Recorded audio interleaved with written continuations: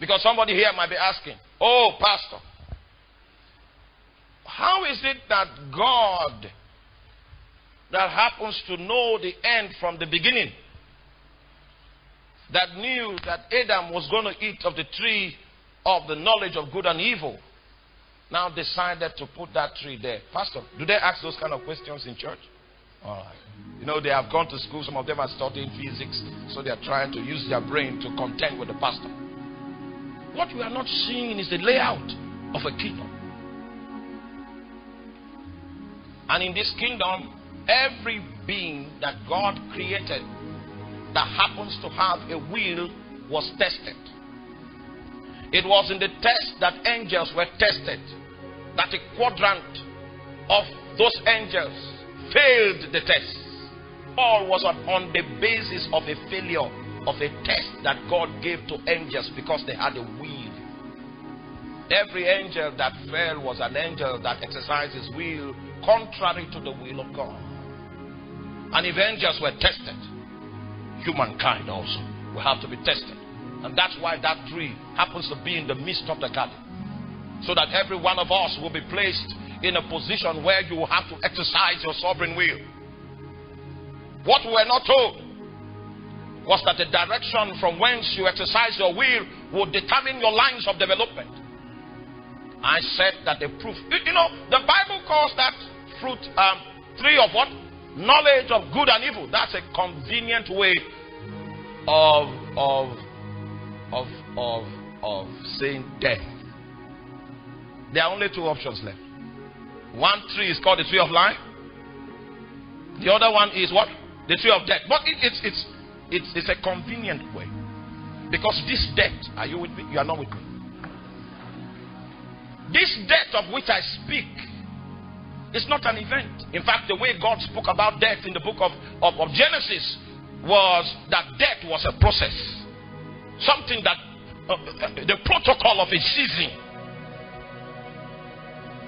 In the day that he eats of this fruit, God said to Adam when he was trying to educate him, you shall surely die. In Hebrew it reads, in dying ye shall die. Because the way it is rendered in English, you think it's an instantaneous thing.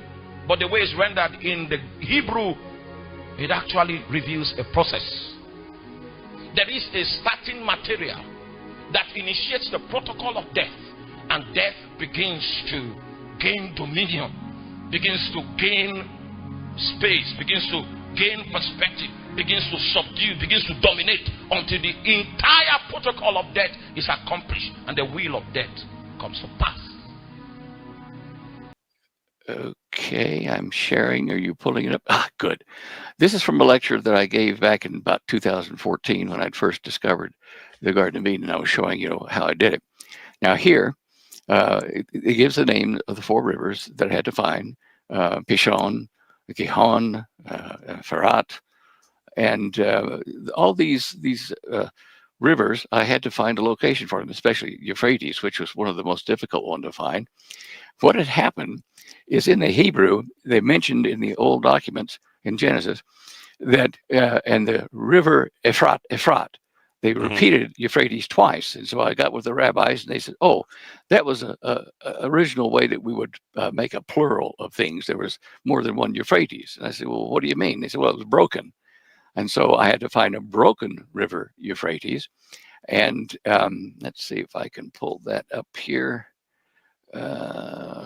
Yeah. Okay. Let's go to here. Okay. I'm trying to find a good picture of that here, because Euphrates was broken. It used to go, let's see here. Well, here. Nowadays, they look for the Euphrates that comes down out of the Mediterranean area and goes down into the Persian Gulf or Gulf of Arabia, whatever we want to call it now. And it's broken. This is the upper Euphrates here. Okay. It goes down into there. So people thought the Garden of Eden had to be at the end of this river, this broken part of Euphrates. But a river doesn't flow uphill.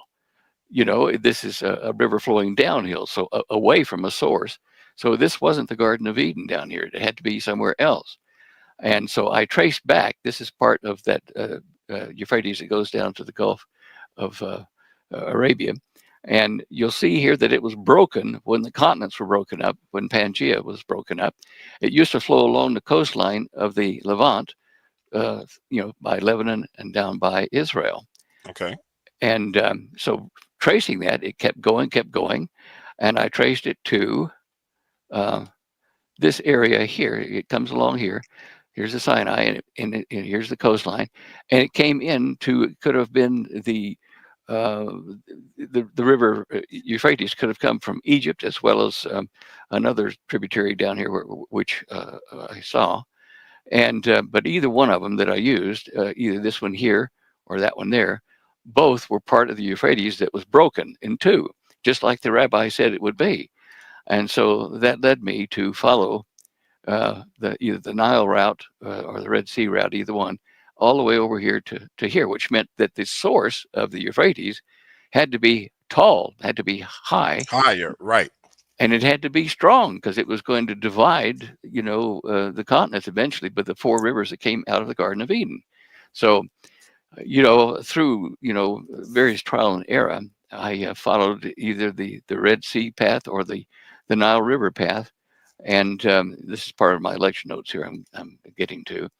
And so there's the Red Sea route, and then the one that was the Nile River I showed you a while ago. Now, using that, I was able to say, well, let's put all the continents back together. Let's move India down here. And if you look at the mud map, the sea bottom here, India used to go all the way down here and fill in this foot.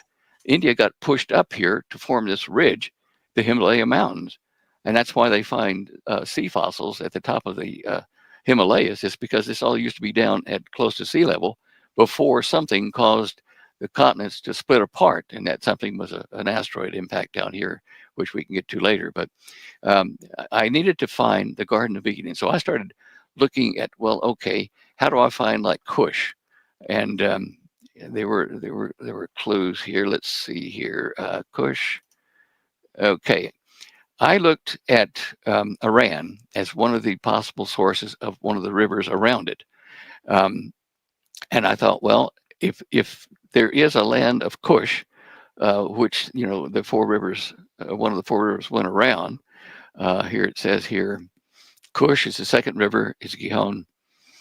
And they call it the land of Ethiopia, Cush, but it was not. That's the African Cush. The European Kush was, up in Iraq, Iran area.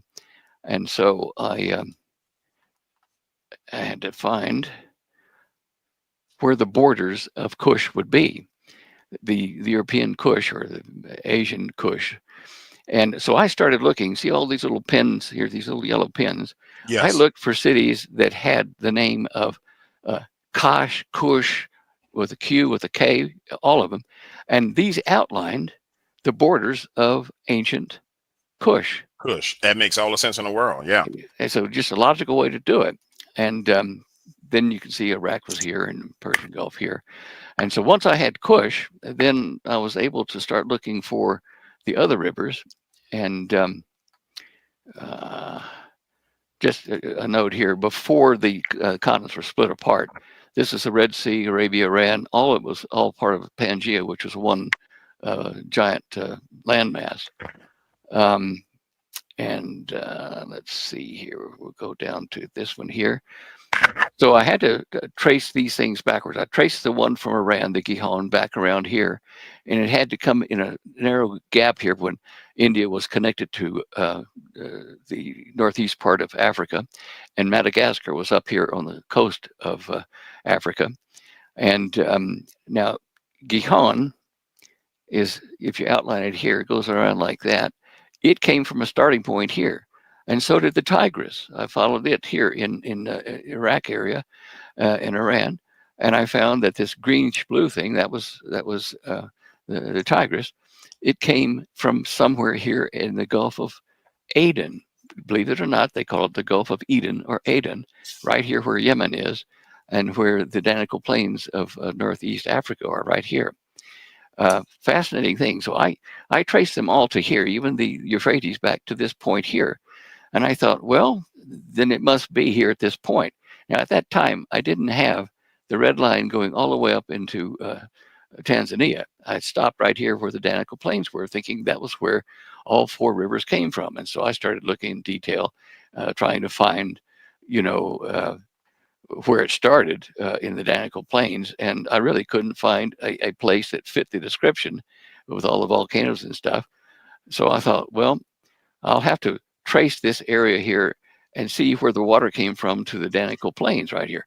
Right. To my surprise, there was one great, huge amount of water that came down from Tanzania. I had to trace it back mile by mile. It's called the Great East African Rift. And that water flow came from a point somewhere up in Tanzania. So mile by mile, I traced with Google Earth all the way up here, all the way up here, all the way up here. And I got to this point here, and I found myself at a place that was about an altitude of 10,000 feet. And it had big, scores of water flow from it. And I thought, well, goodness gracious, what could that be? And this is where I ended up tracing that river back up. Now, that turned out to be a place that Africans call Africa's Garden of Eden, a natural wonder. Well, when I found that, then I realized I've got it. This is it. And I started tracing things and looking for volcanoes around the area, and where all these rivers came out of the Garden of Eden. This is the Garden of Eden here in the Ngorongoro crater.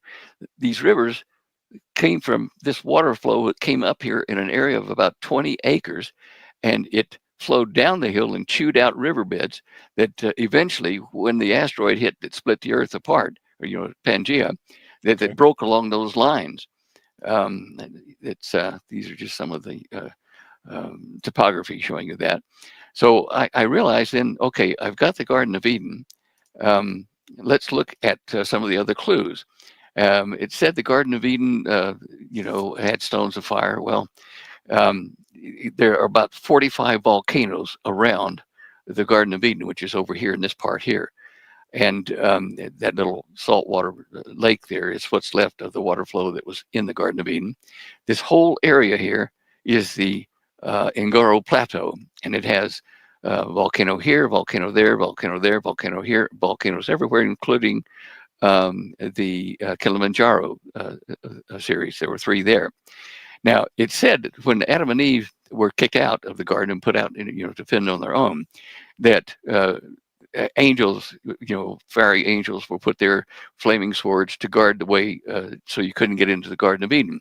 But when you read the passage in the Hebrew, actually, the angels with the fiery swords and stuff, when you translate that in Hebrew, it's the spinning, fiery, like vortices, not a sword, but like a vortex, like a tornado in essence, of sparkly fire that guarded the way, but also lit the way to the Garden of Eden. If you were coming in off of the coast here, you would go by Kilimanjaro, and Kilimanjaro had 3 volcanoes, and they, at one time, the one in the center of Kilimanjaro range was a mountain of light because it was so bright, and it had a spinning fire over it, and it lit the way, following all the way up here to the Garden of Eden.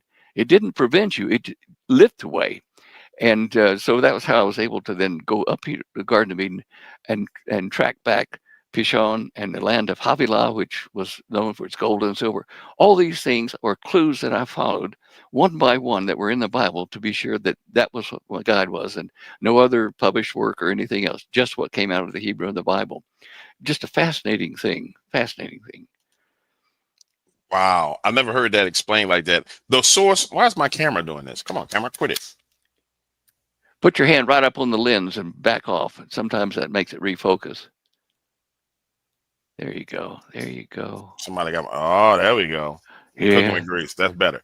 The water, the source of water for the rivers, was that coming from inside of the earth? The waters that the Bible refers to inside of the earth? Yes. Let me see if I've got a picture of that, which will help. Yes, there's one right there.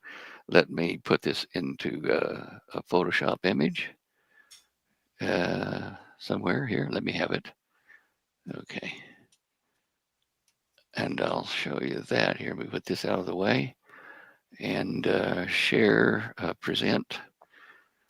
Sorry, I have to talk myself through this. I'm an old No, guy. it's okay. We got all the time in the world for you, brother. Take your time. Okay, good. Okay. Now, this is a map I made of the whole Eden complex. Garden of Eden is down here at the end of this arrow in that little bitty tiny place right there. We'll get to that in a minute. But right next to that is a place that is not often, people don't pay attention to it, but this is Lake Victoria here. Huge amount of water. And if you look at the oval shape and the trail leading up to it, I think this was an ancient comet of water that hit here to form Lake Victoria, which was Eden itself. But east of Eden is here. You see what east of Eden is here? Is there? Gotcha. Okay. And this water here was heated underneath the ground by about 45 different volcanoes and magma fields underneath it. And it caused the water to flow up into this area right here where the Garden of Eden is at the top of it, and split into 4 rivers coming down like this and making the great East African Rift, which goes all the way to the Danakil Plains where I thought it was originally. And you can see the tear in the bottom of the ocean here. Yep. You just follow these things. I mean, it's right there in front of you. So I realized I needed to look at some of the seabed as well. So I went to the Scripps Institute in California, and I said, look, have you guys got any current bathymetry of the ocean, that area? Yes, we do. We haven't given it to Google Earth yet, but we'll give you a copy to try. So I got an early copy of that to look at these things, which are footprints of where continents were and how they moved and that kind of stuff. Now, that was that. Let's see, is this the one we want here? We've got that there. Okay. What the phrase where you say Eden like a womb, where's that coming from? That's okay. biblical. Break that down for me. I don't know nothing about that. Okay. Well, something I noticed while going over all these things is this Lake Victoria looked like a womb, a woman. And there was a birthing of the child, or Adam and Eve, and down the birth canal like this over to where they went into Saudi Arabia, where they left their birthplace. It was like a birth canal. Gotcha. I just noticed that. I mean, I don't know that anybody said that, but God planted all this water there, the volcanoes to heat it, and then the place for Adam and Eve to live for a short time, and then for these 4 rivers to come out and split the earth into 4 major regions at the time. Let's see if I can get you another image here. I've got so many of these things here that I want to share with you. And it makes sense. All this makes sense in relation to geopolitics, what's going on right now, because all the warfare on the planet has been basically hinges around what goes on in these areas. Continuously, just continuous warfare. From that portion northward, it's just war. And it's been war and war and fighting and war and fighting and war. It is. And if you look at the 3 sons of Noah, you look at the Shem, for the Shemites, Israelis and the Arabs, Shemites, they had a swath going through, from left to right through the Middle East. And above that were the sons, one of the sons was Japheth. And that was the Chinese races up there, so a band running parallel. And then south of that was Ham. Now, Ham had 2 locations, one in Africa, and it tried to occupy where Israel is today, but, that didn't happen. They got moved down there. But the 3 bands, the 3 basic bands of our human culture ran across that area. Quite an interesting study, but I'm going to show you, let's see here. I'm going to take you inside the Garden of Eden in a second here.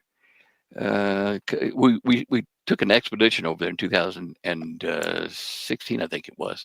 Yeah, I was going to ask, you had to go there, bro. I was going to say, I got to see the pictures of when you went there. It's interesting because I was over 70 at the time, and going up a 10,000-foot mountain didn't really appeal to me. I was pretty bad health, but a couple of people that watched my videos and things, a young couple that had a jewelry shop over in Pennsylvania, they said, look, let's go take a safari over there. I said, oh, look, I don't really want to do that. So they kept hammering at me for months. I said, look, we're paying for it. We're going to go over there. We'll take a camera crew and we're going to film the Garden of Eden. All right, I said, I'll do it. You know, I thought, gee whiz. All right. And so I grumbled probably all the way over on the plane because it was uncomfortable for 22 hours. But we landed there just not far from Kilimanjaro and then explored the entire Garden of Eden and the areas around it, picking things out that were part of the Bible. One of the most incredible finds was where the 2 trees that Adam and Eve were not supposed to eat from, where that was located, and the logic of it, you know, from the Hebrews in the midst of the garden. Anyway, let's see. Okay.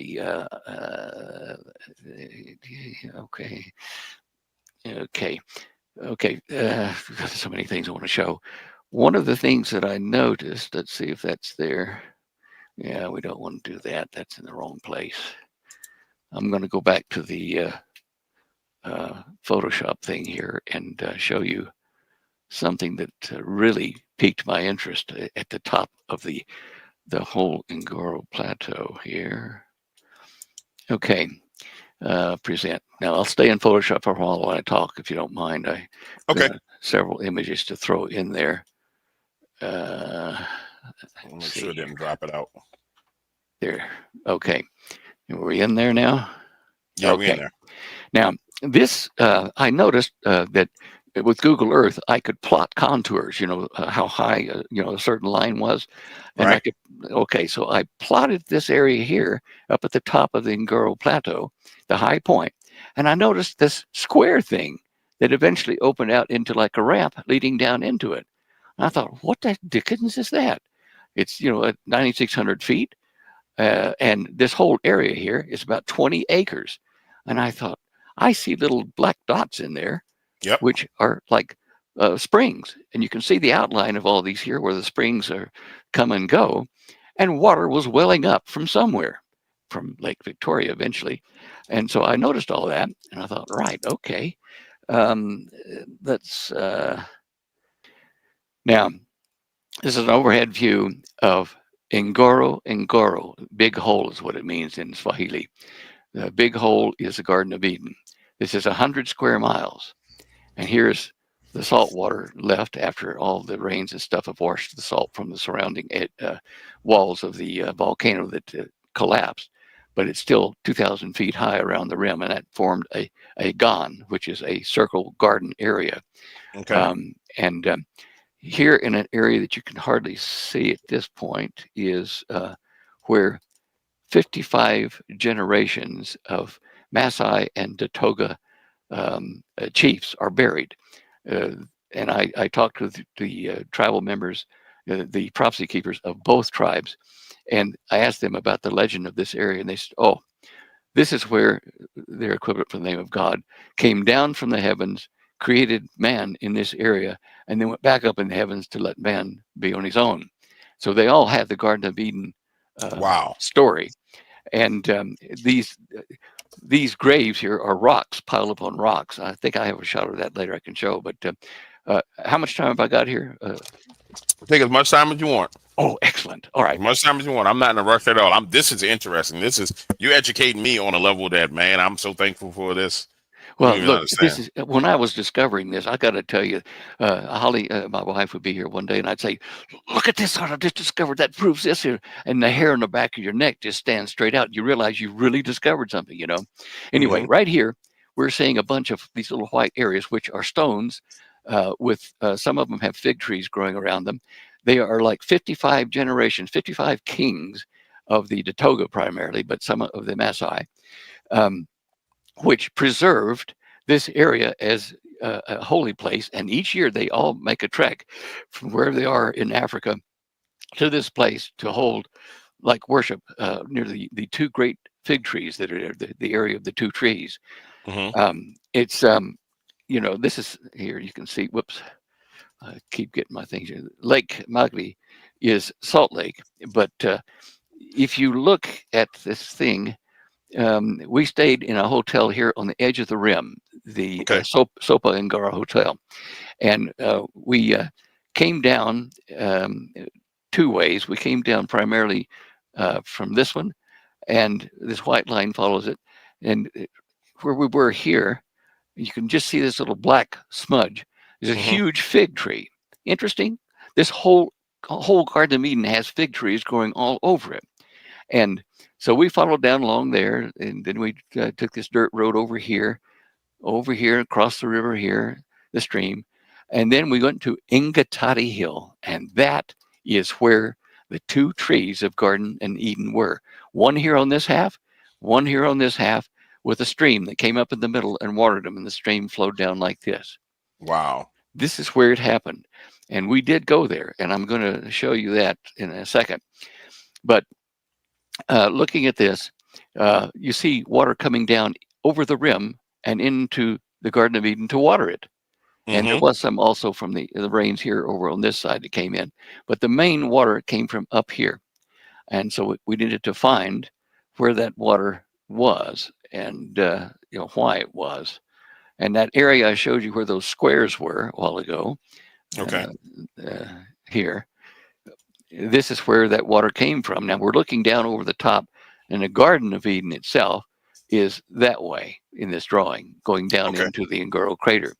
And this is like 20 acres. I mean, it was a huge amount of water. We calculated it from the sources and from the grooves that were cut in the side of the mountain.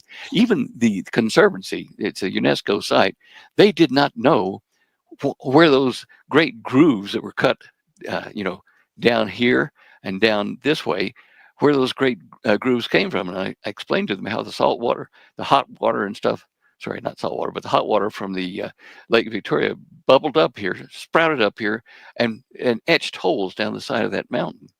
Let's see here. Is this a good one here? That we've already got a view on that. Sorry to talk you through this like this, but this is No, don't worry. I'm learning, and I'm pretty sure everybody who's watching this and will watch this will be just as excited as I am. So don't stress any of that. Okay. So that yellow spot is that same high place then, right? That's the same high place. You can see here a large volcanic crater here. Right. And off the side of here is another one just outside the rim of the crater. And you know what they call this mountain? What? The Mountain of God. Oldoño, Wow. the Mountain of God. And it's the only mountain, the only volcano active today that produces soda low temperature magma flows, which flow down and make heavy salts, which petrify things in this area here before it becomes the river going down the Great East African Rift. And it's still active to this day? Yeah, in fact, it almost had an eruption here 2 weeks ago. Oldoño, Oldoyino, Oldoyino, and this was a bit of a difficult climb for me, as I say. But anyway, we could drive part of the way up from our hotel up this way, past a volcano here on the left, and then about right here, we had to go on foot. And for an old guy, it was tough. But anyway, it was really worth the journey to see where the waters came up, flowed down here to water the garden, and out here down to split the continents apart, the four great rivers that came out of Eden. And at an altitude of around 10,000 feet, you can see that it has a head on it. And if it's heated by volcanic structures, it's warm, that it would chew its way through land masses as it went. Yeah. So, and now I want to show you more of that. Let's see here. This is amazing. This is like walking through everything I've ever read in scripture. I mean, this is amazing. I agree with you. At the time we were discovering all this, I tell you what, I was just the hairs on the back of our neck just stood out all the time. I would find a new clue and prove it. Now here is Ingatati Hill. Now it's a raised area here. I don't know if I've got the height of it, but it's not too high. See around this rim here, these little dark things? Those are fig trees growing out of the side of Ingatati Hill where the two trees were, I'm positive. This is in the midst of the garden, just like the Hebrew says. And and I I'll show you a contour of that here. Let me just throw that in as well. Okay. And this is showing where the trees were actually located on a higher ground, but where the water flow came down here. The stream came down. It came up in the middle here and watered the trees and came down. Now, we were taken on that trip by Jared and Christina Gretsch, who funded it all. Thank goodness for that. And this here is Christina here. And that's himself, May over there with our guide. But actually, this is a what do you call him? He's an armed guard for us. This is Christina. We're up on the top of Ngorongoro Hill. And right over here, you can just barely see it over on this corner here. Little green rise is the other tree, the second tree over there, and the first tree here's where she's standing. The conservancy there in Africa have wired off this area with a fence. You can't see it here because they're studying the dirt and the growth in that area. The soil is so fertile that they're studying to see how they can make the same kind of soil elsewhere, because it just grows wonderfully where that tree was over there in that side. And they're doing a formal study of the ground and everything now then to get an answer to that. Let me just move some of these out of the way here. Okay. All right. And let me see if I can find Jared. They were her husband here. We were doing this all together. Well, this would be a good shot here. This tells a story. When we were coming in the early morning hours, we went into the Garden of Eden on the 27th of May, 2018, not 2016. Okay. Anyway, here's our guard. Here's our guide. Here's me. Here's Christina and Jared. And it was early in the morning, and there was still some, dew or clouds, fog over there. And we're looking back out through the Garden of Eden here. It's filled with African daisies, just beautiful. And we were the only people in the garden. We had the entire Garden of Eden, 100 square miles to ourselves that morning, which was, not planned. It just happened that way. It was really great. And here are some of the flowers that we saw there. You can see these here. They're beautiful flowers. The daisies and the purples. So all kinds of flowers and animals. Oh wow, all kinds of animals. We had elephants, zebras, really, baboons, lions, wildebeests, warthogs. I mean, we just had animals out the wazoo there. And strangely enough, the lions would lie down outside the herd of the gazelles and stuff, and nobody was panicking, because the lions would only take the weak or elderly, to eat. And so they would lay on their back and scratch their back in the midst of the gazelles and stuff. Nobody was upset. Just an incredible thing. Wow. Now, look at this picture sidewise of the Ngorongoro Hill. See the fig trees growing out of the side? Yep. You have to have the hair on the back of your neck standing up. If it's not, you're not paying attention. It's fascinating here. Let's see here.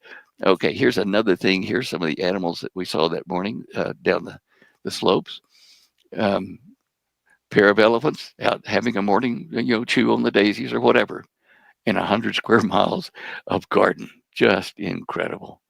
Just incredible. Let's see what we've got here.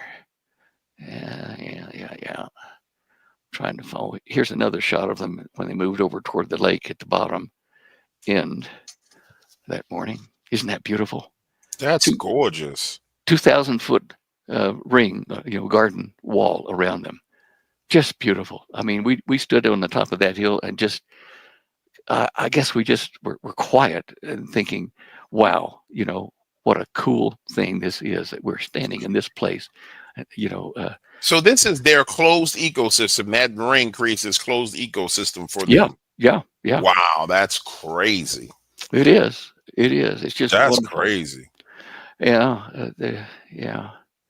Let me see what we've got here. That one there. Yeah, okay. This other one here is Jared, Christina's husband. He was filming most of this here with a Sony camera. And there we were on the top of this. There was a point in time when we were standing here, all of us, and we realized that we're there. This is where it all started with Adam and Eve. And everybody, the guide, everybody, we all just stopped.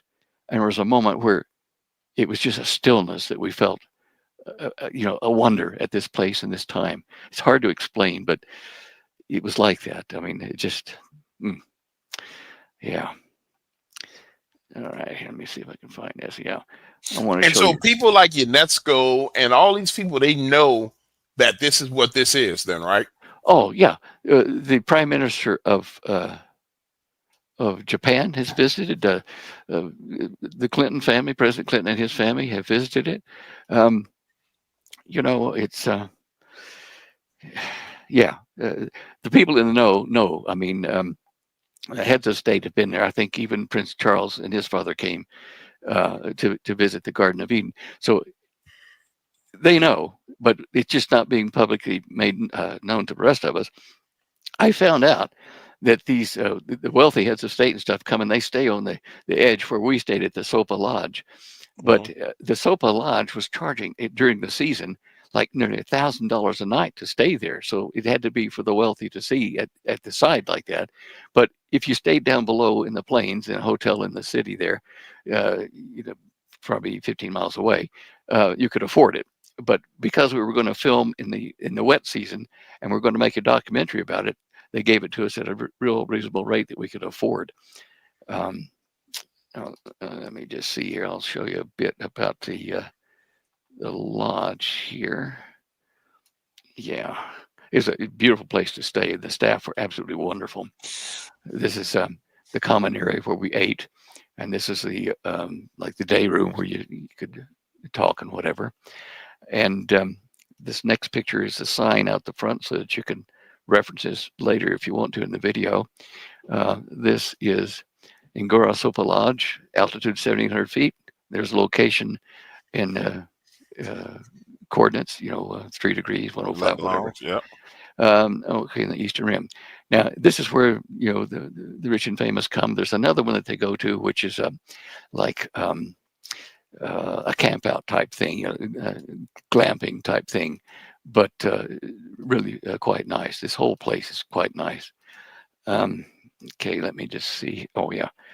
Yeah, this is what the bungalows look like that we stayed in here. Yeah, that's beautiful.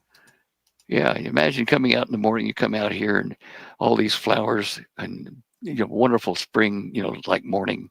It was just beautiful, just wonderful.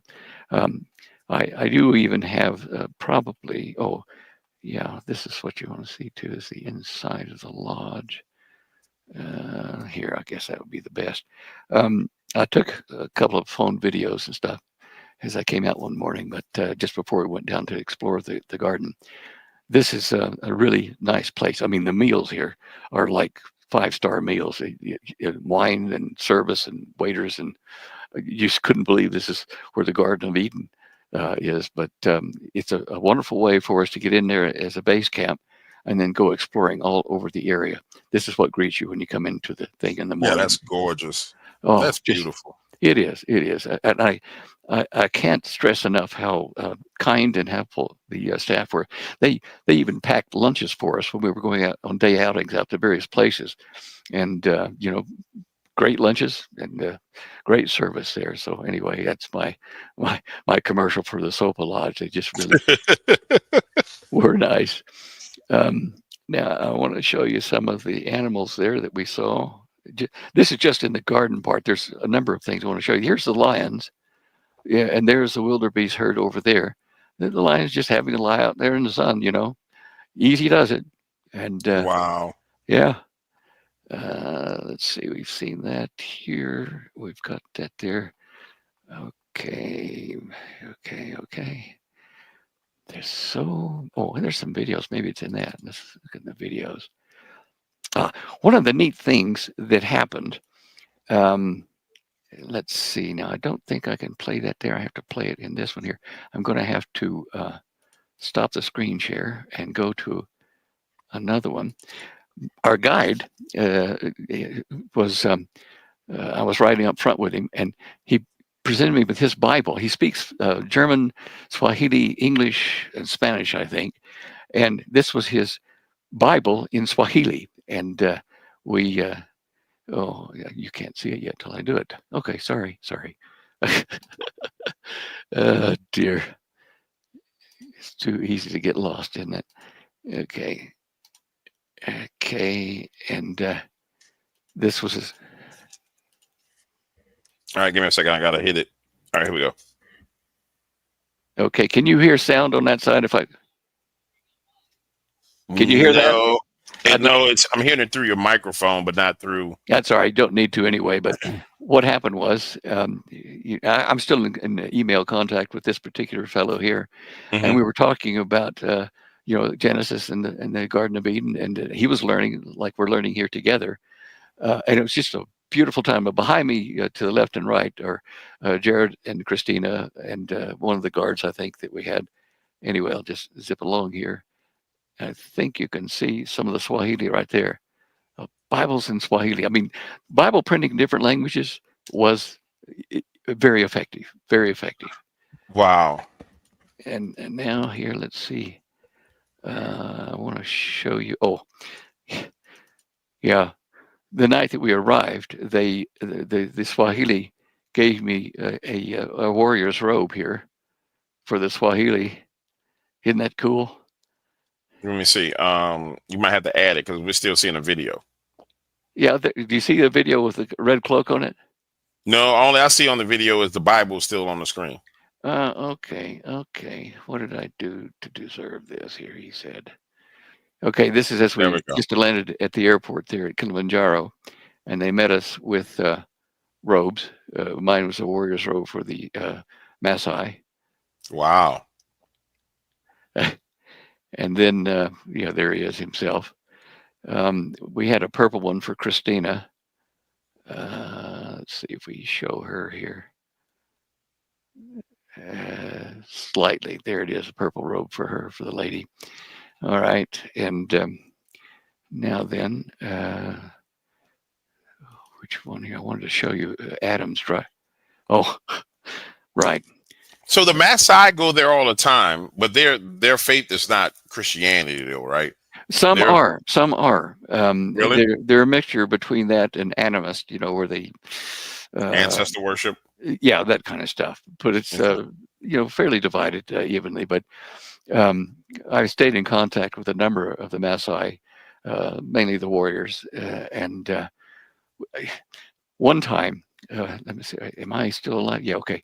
One time when we were at the top of the Ngorongoro Plateau where the water was coming out, an old Maasai woman came out wrapped in her cloak, and she wanted to see what we were doing. So she came close and sat on a rock and listened to us. And we said to her, "What do you call this area here?" And she says, "Komanana." And I said, "Well, what's that mean?" She says, "Like beautiful earrings, precious." And so we thought, thanks her for that, and we kept talking. And all of a sudden, we heard a cell phone ringing, and it was her cell phone. She wouldn't get under her. You're 10,000 feet in the air in Africa somewhere, and here's a cell phone ringing. And so I'm thinking, oh, okay.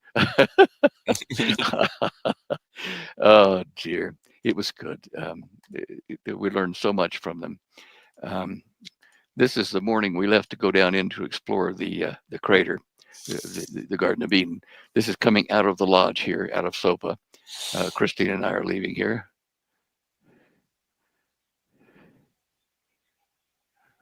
Man, this had to be exciting. This really had to be exciting. Oh, look, James, every time I go through this stuff, I get excited all over again. I was trying to find one here. I've got a picture of Adam's driveway, I think, somewhere here. Let me see if this is it here. No. Can you see that with the burrows? Yes. Okay, well, we were up at the top making plans for where we would go down into the area where the water came from, the Great Spring. See how the fog is on the land and stuff? It was just, you can hear, actually, I don't know where they're sharing the way I did. Works just a second here. You want to be able to share. You should get an option that says share audio as well when you go to share. That's right here. I'm just trying click a box to share audio. Share. No, and you called this Adam's driveway is what you called it? No, that's in another one. I'll show you in a minute here. Let me just close that one there. This is Yeah. Or is that sharing a look down a hill at some water and stuff? Yep. Okay, this is maybe this 400 feet down here was really tough because it's got grooves cut in by the various sheep and goats and things that have come down here and cut grooves in amongst the weeds. So it's really tricky footing. Anyway, my friend here, the guide, carried my knapsack for me because I was just getting too tired. But the area you see here in the top of the screen is that 20-acre area I'm talking about, where it's still upwelling water from Lake Victoria this day, even. But Yeah, that's you where can see it. gush up and let's see where. Man, that is so beautiful. Look how they walk it down there with no problem. That must be, is that the people you went with, or that's some Maasai right there? Oh, the Maasai are down at the bottom, and people I went with are with me here. Yeah, they look like they have no problem trudging through there at all. I don't know whether that comes through the mic or not, with the wind blowing and everything, but I'm trying, but I just can't. No, it's okay. People get in the video, they can see how beautiful this is. I mean, look how gorgeous it is, man. It looks lush, and it looks like unlike, and I know it's gonna sound crazy, but it looks like unlike anything I've seen anywhere. And you turn on like National Geographic, you're like, oh, that's so pretty. Yeah. But this is just different. You know what I'm saying? Yeah, it's a cradle here. See that cradle where the water all came out? And to this day, the Maasai live up over that ridge down the side of the slope of that one. And they bring their cattle in here. We were there later in the afternoon, and we saw the cattle herds, wandering around here where the arrow is on that side. And it's just a very pastoral type thing with the people sharing that here. Let me just stop that here for a second here. And they were welcoming. You didn't have any problem. Everybody was nice. No issues with the Maasai at all. Because I know they're supposed to be. They can be a vicious warrior tribe, can't they? Well, I suppose, but they didn't. We didn't run into that. The Datoga, who lived there the longest, they were living outside of the Ngorongoro now, down closer to the city areas. But yeah, they stayed there more than the Maasai did. The Maasai kicked the Datoga out 200 years ago in a feud over the land and stuff. But okay, right. Yeah, he's way up there. Now the men were gathered over on this side, and the women were gathered over on their side, and then this ritual dance, for showing how strong and fit they are for the females. This was the jumping routine. Here's another guy doing his jump. Yeah, I've seen him do this. It's like they float, like Michael Jordan wish he was a Maasai. Yeah. Okay, I found a still, not the video, but a still of Adam and Eve's driveway. See that red earth that they were made from? There it is. Yes. Yep. Just go down, curve around through these acacia trees, and down into the Ngorongoro Plateau, or into the Garden of Eden itself. Inside the garden, we also had a shot of the lion Pride that lived on this tree, and this one here is got a few flies on her, but she was there with her mate, who was down the limb from her a bit. I'll chat with you here. We, as I said, we found all these animals in there, and one of the animal herds that's there is the what do they call them? Oh gosh, they're like a cow, but not really. They're very ugly. What's the name of them? My mind is gone. Anyway, one of the males of the tribe was coming alongside of our vehicle, following us, and he was going, So what do? You stick your head out the window and you say, back. And so it gets closer to the thing. Mm-hmm. And the guide leans back and says to me, you're actually answering a mating call. So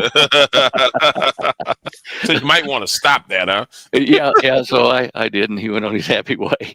Oh, I'll tell you what, we learned a lot in that trip. That's amazing. It is. Now, I want to, while we're talking here, I want to, how do I share that? I've got to bring it in first, don't I? I knew that. It was, the road was very bumpy, and we didn't have one of those pieces of equipment that stabilizes it. So I had to stabilize it post Notice the acacia wood here. You Got got the it. driveway now? Yep, I got it. Okay. Oh, that is beautiful. That had to be surreal going into that. How did that feel going in there? I tell you what, it was just mystical. Nobody was speaking. They were just looking, and occasionally there'd be an exclamation about, wow, you know. But know that Adam himself would have probably walked this road, or the Lord would have put him on that road getting up out of the garden. I'll show you a picture or a video of an elephant that we met at the end of this road who was having his breakfast eating an acacia tree, a small one. Mm-hmm. And anyway, this goes on for a bit. So I'll just show you here. Going all the way down to the end, just before we... Wow. He's going to knock it over to eat it. And there's breakfast. Wow. And of course, he wanders over. I'll move it along a bit. Here he gets in there. And he goes to work too. Yeah, he's munching away. As they are a bit of a nuisance. Apparently, they're knocking down trees they shouldn't. So the Conservancy is kind of trying to, only let one or two of them live in the garden itself at a time, because they would eat too much of the trees otherwise. I bet they would. So when we start talking about the area directly outside of the garden, when Adam and Eve were thrown out of the garden, like the area where we would have had the conflict between Cain and his brother, and then Cain going off to build cities, where's that in geographical area to what you've discovered? Have you had a chance to look into any of that? Yeah, I have. What I need to do is pull up Google Earth Pro here, and then I will. You better show. Yeah. What I was.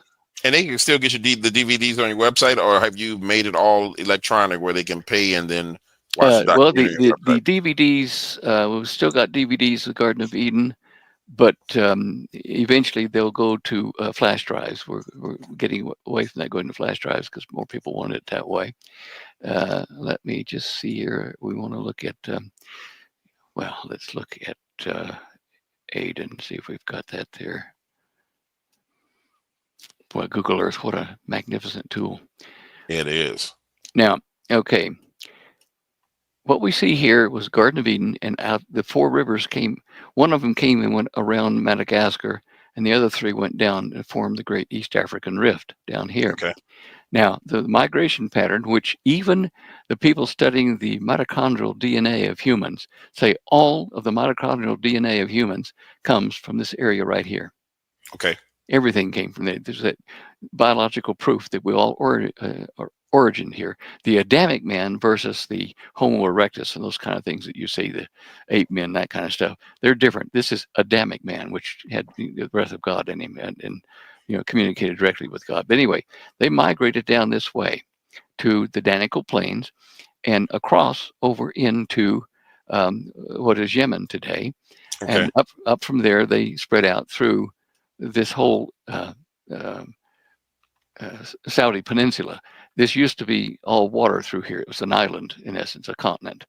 Okay. And this is where the fallen ones, under Poseidon, the fallen angel, where they built their community, and that was called Atlantis by the Greeks. And I was able to follow the clues of how they crossbred humans that were Adamic humans with all kinds of DNA, and that's how we got where we hear the pillars of Hercules and stuff, where the Greeks built the Decapolis cities to honor their gods, their demigods. All of that occurred here, and that's where the giants were produced on this part of Atlantis. I won't go into this in great detail at the moment, but I've got to tell you, Plato's documents talk about up in the forested areas of Atlantis, there were grooves cut that went all the way. See these grooves? Yeah, but I can see grooves. Look like a giant fingerprint, but yeah, I see the grooves. Yeah, and they come down here, and they supplied water to an area here called the Fertile Plain, and it was 2,000 by 3,000 stadia, and I forget what that is in feet, but it was an area a bit like that. And they, in fact, let me just see if I've got that plane here. Maybe we can see that here. Yeah, it was somewhere like this yellow area here was the fertile plain spoken of. And another interesting thing about it is that right next to that, now filled in with the sands that came after Atlantis was flooded by the asteroid impact that shifted the north end of Saudi Arabia up 1,650 feet. This is where the capital of Damam, or Poseidon's castle, was.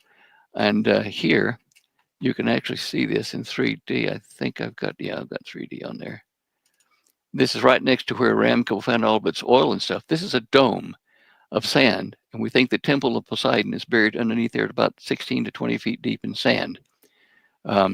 So we proved all of Plato's distances, and the straight line that went to the 3 seaports here. This was, where Atlantis was, and the capital of it here. I'm just trying to think, where did I put it? So wait. Let me make sure I got this on. So we're saying the landmass was Atlantis before all this happened. Are we saying Atlantis was?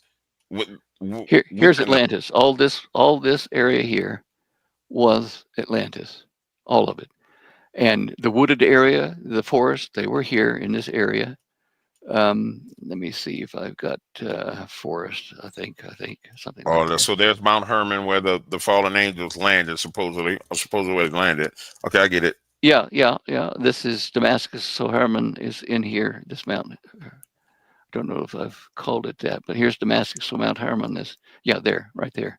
Okay. And Damascus. That's another interesting story. But anyway, there's so much to talk about.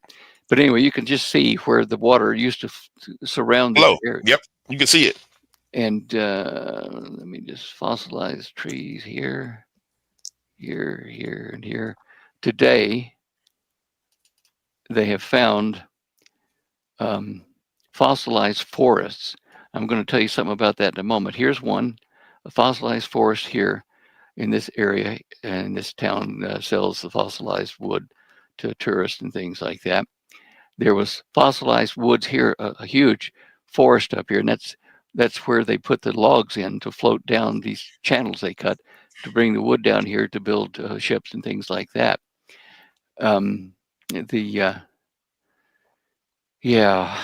Right. Okay. Yeah. There are just so many things here. I'm trying to not forget anything. Let's see. There's that. And there's that. I've done so many things here to prove what Plato said about his location of things. I'm going to show you here. I think this is the one. Is this the one? No, that's not. Let me have it. Let's try. But the craziest thing, everybody believes Atlantis is somewhere under the water right now. Yeah. No, it's not. And the thing is, everybody that's been studying Plato, and they call the Pillars of Hercules the Gibraltar, okay, but that was because that was what they thought was west of Greece. But 2 times during recorded history in China and in Egypt, the Earth's crust was shifted 150 degrees so the sun rose in the west. So if you reverse that, then you go to the east of what today is the east, but it was the west then. Right. And that's how you find Atlantis, because they're all looking out in the middle of the Atlantic Ocean. Right. But once you correct that, everything falls into place. Wow. It's just you have to put so many things together to do this. Okay, now I've got that there shared. Oh, yeah, this one here is a good one too. Okay. All right. Now, while I was researching to try to find the island, the capital island, I knew it had to be a raised island off the coast of, Atlantis back then. What you see now is I've put the water level where it would have been before Atlantis was destroyed by the impact of a of a asteroid out in this area here in the Indian Ocean, which caused this end of Saudi Arabia to descend, this end to rise up 1,650 feet, which you can see by the watermarks on these mountains here. So I realized that this area here had been photographed by an astronaut. So I contacted that astronaut and asked him about this one particular thing right here, which can be seen from orbit. And it is a dome, just like they describe in Plato's account of where Poseidon built his temple. Okay. And there it is. You can see it's off the shore, about the right distance, according to Plato. And Plato said, you know, it's the distance in these things is like you measure the coastline of Libya, Asia Minor, and in between these two in extent is Atlantis. And if you measure the coastline of this to the coastline of ancient Libya over here and to Asia Minor up here, they're within cooey of each other, very close distance, exactly as he forecast. So anyway, I thank the astronaut for this image here, and then I zoomed it up a bit more, and 3D with 3D glasses, you can see this. It's you can see that's a dome for sure. It is. It is. Now, according to Plato's account, the Poseidon was a god, a god, according to them, and he was able to bring up hot and cold water to his castle or his palace. Now, this is the Damam Dome that we just saw in that 3D image, and it comes up above the sea here. It's called Damam today. Now, it has two major sources of water comes up underneath it, and it said Poseidon was able, being a god, to get hot water and cold water up into his palace. This is the only place in the whole Middle East that you can even see anything like this. This is it. It's just another one of the things that proves that I found ancient Atlantis as described to Plato by Solon, who had it told him by the priests of Sais in Egypt. The Damam, Wow. yeah. Okay, so there's that. Now, the asteroid that caused the great breakup of Pangaea and caused the great flood occurred here in the Indian Ocean. You can see the tip of India today, but it used to stretch all the way down here. And the asteroid hit right in this area. And this is a mass, like a gravitational map of the Earth. And this shows a real deep impact into the surface and a great rise in the surface over here. And an asteroid came in at an angle of about 34 degrees, hit here, and then pushed out and pushed over through Indonesia, kicked Australia down to where it is, and caused a bulge under these islands here, New Guinea. Okay, and we'll just get rid of that now, and we don't need this 3D image anymore. Okay, we're good there, we're good there. Okay, don't think we need that. Okay, and this is just a flat image showing that this depth over here where it hit was 280 feet deep, and over here where it raised it up under New Guinea was 350 feet push up. So it shoved us over here. There was another area over here which is probably connected to the Chicxulub impact here in the Gulf of Mexico, deep area here, and a raised area here off the English coast here, south of Iceland. So the only two areas, and this one is the major one. This one caused this asteroid impact was so fierce. It was like 15 miles in diameter. It boiled the seawater up. And remember, before the time of the flood, there was only the water that watered the plants came up as dew at night into the early morning. There was never rain clouds. But this asteroid impact burned up and boiled up so much of the seabed from not only the sea, but from down underneath in the crust of the earth in the Moho discontinuity, it's called, 15 miles down. It boiled that up. And it was hot water coming up from the broken depths, and it boiled up these clouds, which became rain clouds. And so they had rain for the first time, and a rainbow, of course, at the end of the trip of Noah. All this was caused by this impact of this large asteroid. And it, as I say, it moved all this area over here. Australia used to be, you can see the tip of it used to be where this line is right here. Oh, it's clear. You can see it. You can definitely see it. It's clear. And Wow. there was also like people said, okay, well, what about uh, Lemuria? Where's Lemuria? If you found Atlantis, where's Lemuria? Well, in the 19th century, there was a scientist saying, I want to find out where the lemurs, how they got to over here in Asia, because the lemurs' home island is Madagascar. Right. And so he called the missing continent Lemuria. And it was all these islands here that were connected over here to Madagascar. You can see where the connecting lines were, where they all joined. So that's where Lemuria, the legend of that came from. It was from the countries that were there before the impact of that asteroid. Fascinating stuff. I mean, it just, you can see, looking at these mud maps, you can see how everything was shoved over. You can. It literally looks like somebody did this and just push it over. Yeah, yeah. I mean, it's just amazing stuff. Anyway, um, yeah. Let's stop that for a second here. Yeah, so many things I'm trying to tell you once. It's just. No, I mean, I think you're doing a great job. I think you're doing a fantastic job. So we've established where where Adam and Eve left the garden, where they ended up migrating to, where humanity flourished from. And then they encounter the fallen ones. And then we found out where the genetic modification took place. We found where Poseidon's dome was. That's dude, for any interview where you're talking about the validity of the Bible, you've already superseded everything that someone can expect in a conversation like this. I just wish people had this and knew this. Well, that's the purpose of this, trying to share it with everyone. Yeah, I mean, this is wild. Now, about your giants, I talked to some scholarly rabbis, Hmm. one from New York who was over in Perth at the time in Australia. And I asked him about the giants. I said, how did Og, the king of Bashan, obviously a giant, how Right. did he survive the flood? Well, he says, we think that he actually grabbed onto Noah's ark, onto the cabin, and Noah fed him through that year, through that hole in the window. And I said, you don't really believe that? He said, well, that's the official look at it. So I looked at this on Google Earth, and the giants were in Canaan here, and that's why Joshua had to come in and kill certain tribes that had, polluted DNA, from Right. the crossbreeding.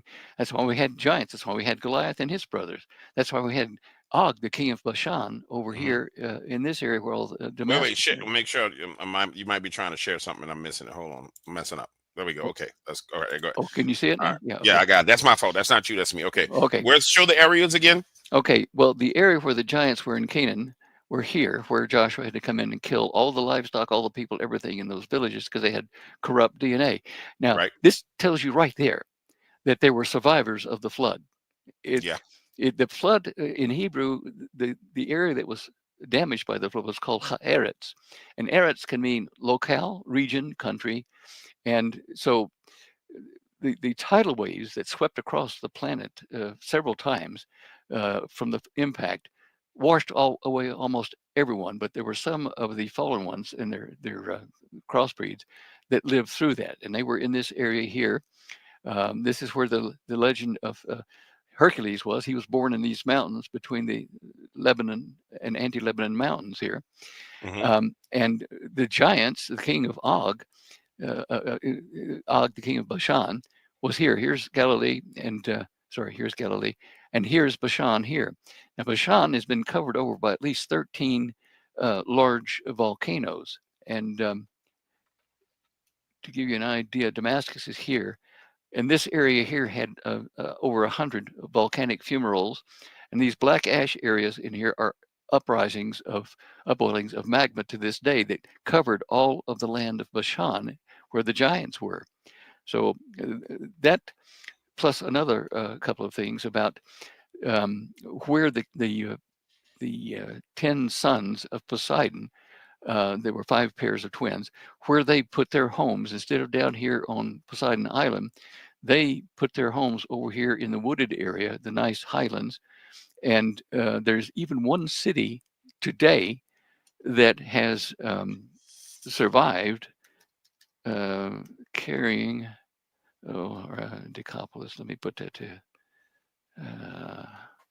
let me just find this, list them for you.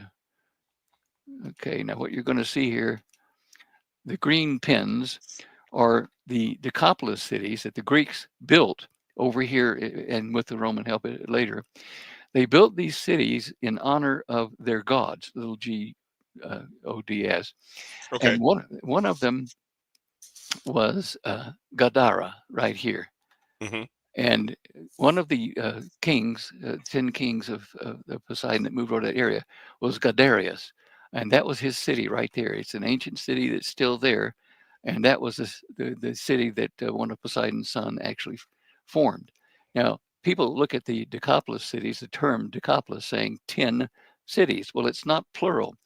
Uh, what they call Decapolis cities is a Decapolis city. In other words, the sons of Poseidon built a city, and that was a Decapolis city of the 10. So they built several of these cities, and they're not just 10. There's maybe 14 or 15 of them they're now discovering.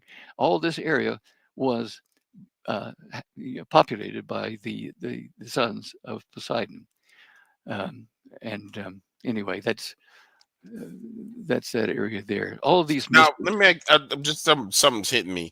When Jesus crossed the sea and he cast out the demon from the man, the demon of Gadarenes, didn't that man go to preach to one of those Go to where? cities? If I'm not mistaken, didn't he go to one of those cities to preach and talk about Jesus? If I'm not mistaken. I Um, don't know. I'll have to defer to you, and I'm not. yeah, but I remember reading somewhere it was like he went to the Decapolis and spread the word about Jesus. If I'm Well, not mistaken. well, he might have gone to Hippos. This is a Decapolis city right there near Yeah, the. that makes sense. It does. And of It course, there's makes all another the one sense. down here, Gadara, but these two are very close. Yeah, all of these actually. But yeah, Wow. isn't it amazing to see these things? You know, in the scripture where it says in the end times that Damascus, it was night and then it was day, and Damascus was no more. It would become a ruinous heap. Right. You know what they call these things? These upwellings, these volcanic eruptions in that area? Probably ruinous heaps. Ruinous heaps. Now, Yep. if you see this line here of where there have been ruinous heap eruptions, here's Uh-huh. Damascus over here. Uh-huh. It was a Decapolis city. Now, I look at it this way. Iran has been using Damascus as a dropping ground for its missiles and stuff. It has at least 10 bases that we know of there. And the Israelis could quite possibly nuke that area to get rid of all of the nuclear weapons that Iran has put into here. Hmm. Or an act of God could make this a ruinous heap by an eruption, you know. And if you look in the area of Damascus, there are some dark signs of, previous magma eruptions and stuff in the area. So one way or the other, either by an act of God or by Israel's nuking Damascus, we're going to see a problem in the Middle East. Now, even if it is an act of God, I think that Israel will be blamed for it, and this will be the thing that will almost trigger nuclear war, and why the peace treaty between Israel and the surrounding Arab nations must be signed. And right now, that is being organized by Mohammed bin Salman of Saudi Arabia, Prince of Saudi Arabia.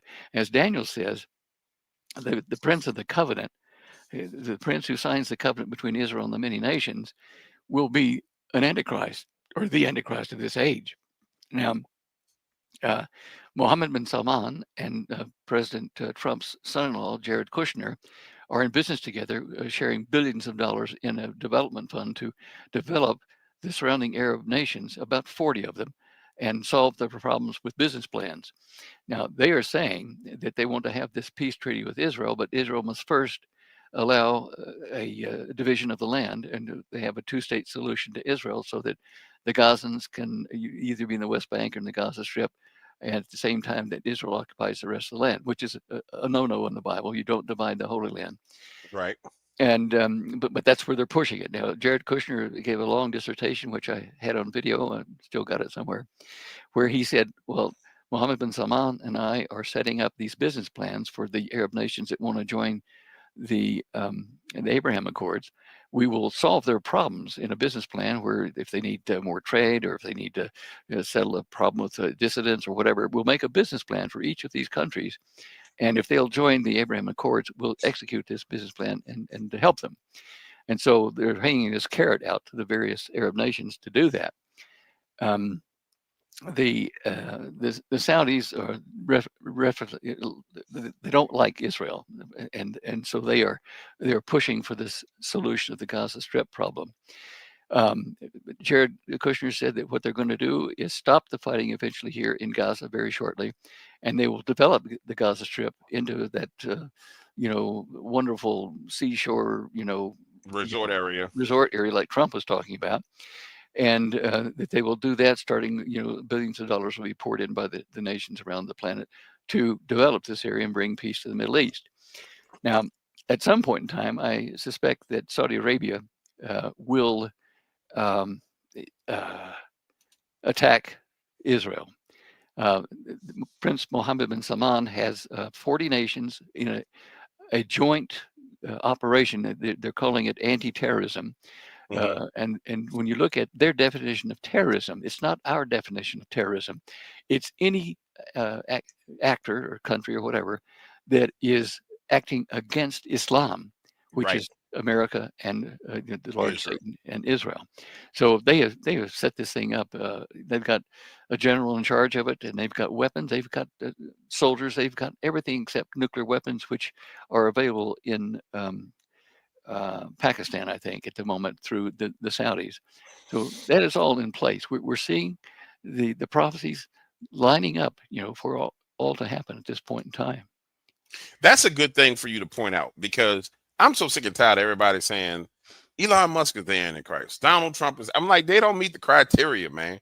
None of them meet the criteria. Do you mind just laying out the criteria for what and who is supposed to be the Antichrist, not someone who comes along that has the Antichrist spirit, but the Antichrist, because it gets on my nerves. I'm sitting there like, no, dude, that don't meet the criteria. None of that means they crazy, man. I know. And what I'm going to do here is I'm going to share my Antichrist page with you guys here. Let's see, I have to pull this across here. Okay.